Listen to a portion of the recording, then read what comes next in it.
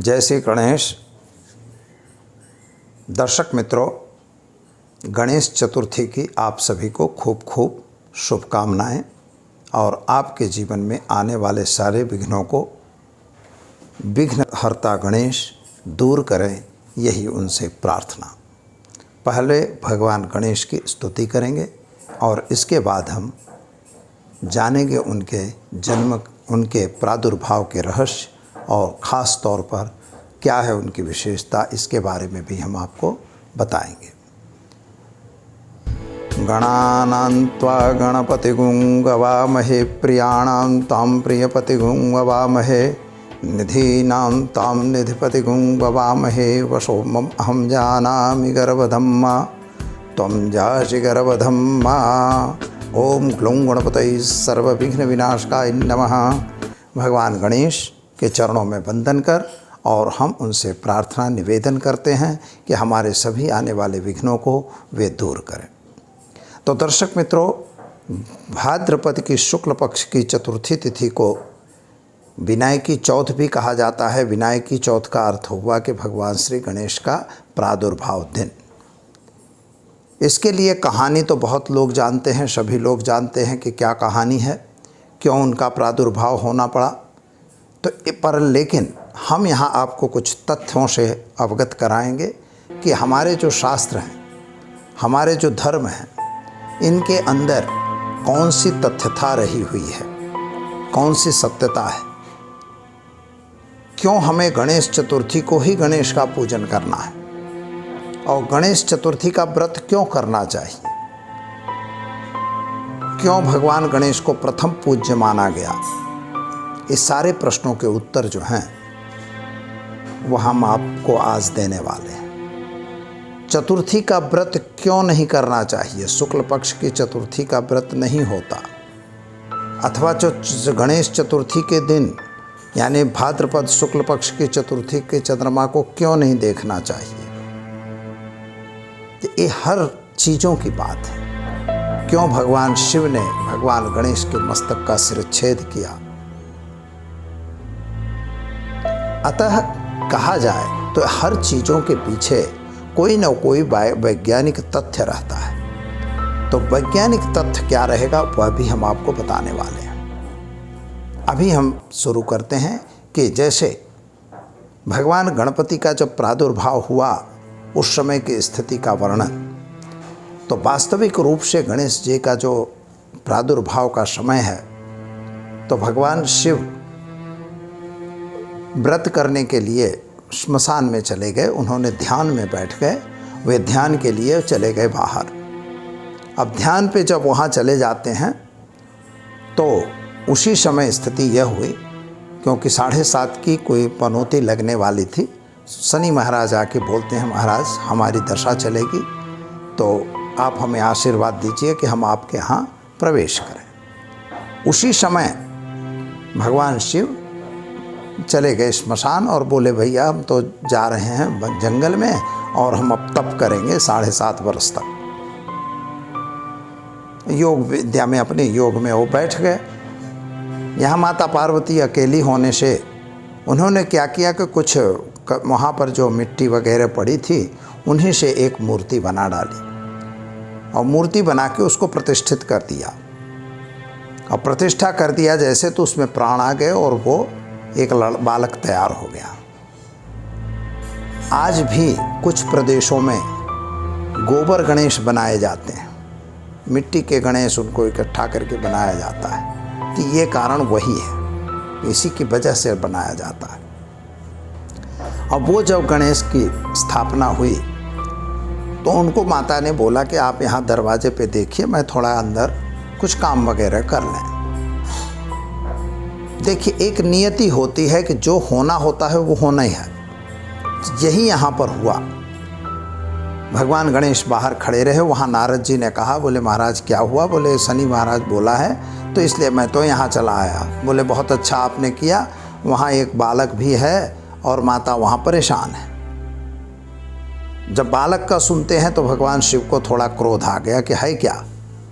तो वहाँ से वो सीधे अपने आश्रम में आते हैं, जहाँ रहते थे वहाँ पहुँच गए। बालक को कहते हैं अंदर जाना है, बालक पहचानता नहीं है, बोले मैं आपको नहीं पहचानता, माता ने ऑर्डर किया है कि आपको हम अंदर नहीं जाने देंगे। यहाँ पर दो चीज़ आती है मित्रों। सबसे बड़ी चीज़ ये आती है कि भगवान शिव को नहीं पहचाना, बच्चा भगवान शिव को नहीं पहचानता, क्या यह हो सकता है? तो हुआ, ऐसा नहीं था, लेकिन माँ का आदेश था इसलिए उन्होंने नहीं जाने दिया। शिव को पहचाना नहीं ऐसी बात नहीं थी, लेकिन उन्होंने नहीं जाने दिया। दोनों के बीच में युद्ध होता है, भगवान शिव ने उनके मस्तक का शिरच्छेद कर देते हैं। अब इसके बाद में क्या हुआ कि उनके दूसरा हस्ती का मस्तक लाके उन पे लगा दिया जाता है, जिसे बुद्धिमान। ऐसा माना गया कि भाई भगवान गणेश जब उनको बनाया गया उस समय उनके पास बुद्धि विवेक नहीं था, इसलिए उन्होंने शिव को नहीं पहचाना और शिव ने इसलिए उनका शिरच्छेद किया और उन पर हस्ती का मस्तक लगाया, यानी बुद्धिमान। फिर उनको बुद्धि का वरदान दिया, इसलिए भगवान गणेश बुद्धि के भी दाता बन गए। तो ये एक बात है, कहानी है, लेकिन इसके पीछे तथ्य जो है तो बुद्धिमत्ता की बात है। इसीलिए भगवान के गणेश के जो स्वरूप हैं उससे क्या फ़ायदा हुआ? हस्ती का सिर जैसे हाथी के कान होते हैं, तो जितना उस ज़्यादा सुन सकता है। आँखें उनकी छोटी होती हैं, इसका मतलब है कि वह बड़ी सूक्ष्मता से किसी चीज़ को विचार कर सकते हैं। उनकी सूंढ़ भी, घ्राण शक्ति बहुत बड़ी होती है, सूंघने की ताकत भी होती है। इसलिए ये हर चीज़ें उनमें लक्षणकृत थी। इसलिए बड़े बुद्धिशाली, बड़े सूक्ष्म निरीक्षक, बहुत बड़े मतलब ज्योतिषी, हर रीत से भगवान गणेश संपन्न थे। ऐसा वरदान भगवान शिव ने उनको दिया और भगवान शिव एक भगवान जो गणेश थे उनका प्रादुर्भाव हुआ। सारे देवी देवता वहाँ हाजिर हो गए और हाजिर होने के बाद शनि महाराज उन तरफ नहीं देख रहे थे। माता पार्वती थोड़ा क्रोधित हुई तो उन्होंने कहा आप देखो, नहीं देखोगे तो मैं श्राप दूंगी। उस समय जब शनि उनको देखता है तो देखते ही यह स्थिति बन गई कि उनका मस्तक कटा, उनके मस्तक को कटना पड़ा। तो यहाँ ये भी एक बात आती है कि भाई शनि महाराज की दृष्टि खराब है। ये भी ठीक है, क्योंकि ग्रहों की बात है, हमें मानना है। तो ये हर चीज़ों का संबंध जो है किसी न किसी विज्ञान से रहा हुआ है, यानी ग्रहों की दृष्टि देवताओं को भी नहीं छोड़ती, यह इसका प्रमाण है। अब बात आती है कि वास्तव में चतुर्थी की पूजा, चतुर्थी को ही भगवान का जन्म क्यों? भगवान गणेश और दिन तो जन्म सकते थे ना, पर चतुर्थी को ही क्यों आए?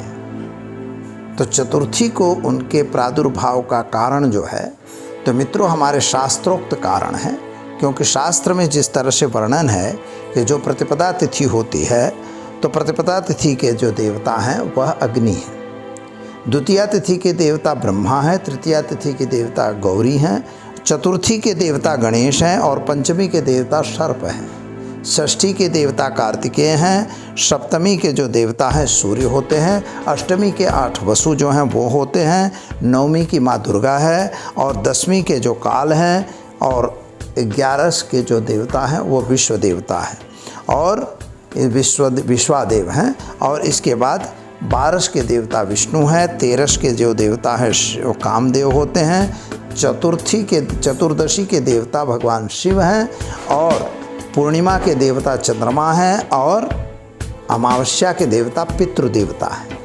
यह शास्त्र में वर्णन है। तो चतुर्थी के देवता जो हैं कौन हुए? भगवान गणेश। इसीलिए चतुर्थी को भगवान गणेश का प्रादुर्भाव दिन हुआ, यह तथ्य है। अब बात ये हुई कि भगवान चतुर्थी को ही जो आए तो क्यों? अब चतुर्थी को व्रत रखते हैं लोग, क्यों आपको व्रत रखना चाहिए? तो व्रत इसलिए आपको रखना अनिवार्य है मित्रों कि अगर आप व्रत रखेंगे तो क्यों? क्योंकि चतुर्थी का जो चंद्रमा होता है शास्त्र के हिसाब से ऐसा बताया है कि चंद्रमा की अवढव स्थिति होती है, बीच में चंद्रमा है। तो चंद्रमा के समय में उस समय व्यक्तियों का मन, क्योंकि चंद्रमा मनसो जाता, व्यक्तियों का मन अस्थिर हो जाता है, वह क्या करना क्या नहीं करना ये सोच ही नहीं पाते।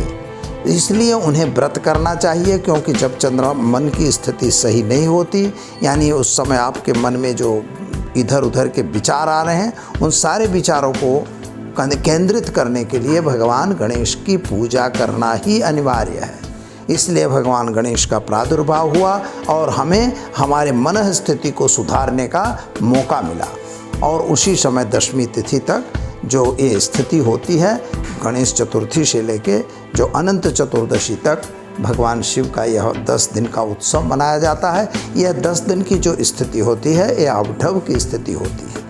मन स्थिति सही नहीं होने के कारण मन को स्थिरता प्राप्त करने के लिए हमें उपासना का मार्ग ही लेना पड़ता है, ध्यान का मार्ग लेना पड़ता है और किसी देव की पूजा का मार्ग लेना पड़ता है। इसीलिए भगवान गणेश का जो प्रादुर्भाव दिन है वह चतुर्थी है और अनंत चतुर्दशी तक उनकी पूजा का विधान बताया गया है। यह उसका तथ्य है। अब पूजा कैसे करना? तो मुहूर्त होते हैं मित्रों, मूर्ति लोग अपने घर में ले आते हैं।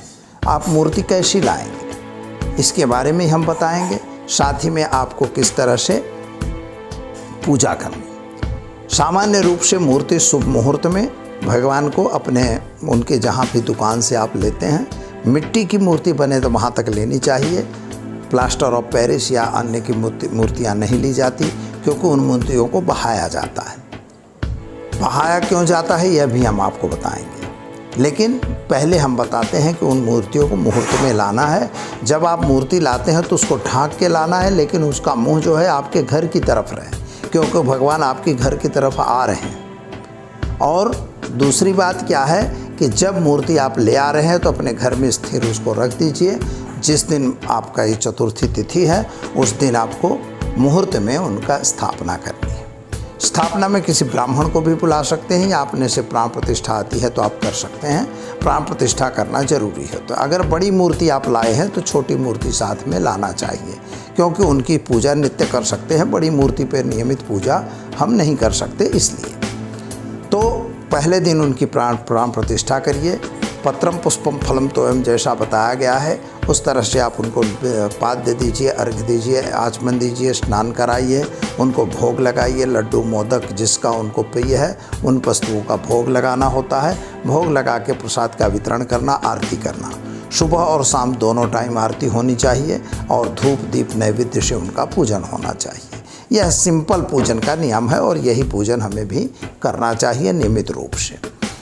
दूसरी बात क्या है कि जब पूजन हो चुका है तो उसकी मूर्ति पर अपवित्रता नहीं होनी चाहिए। तो ध्यान क्या रखेंगे आप?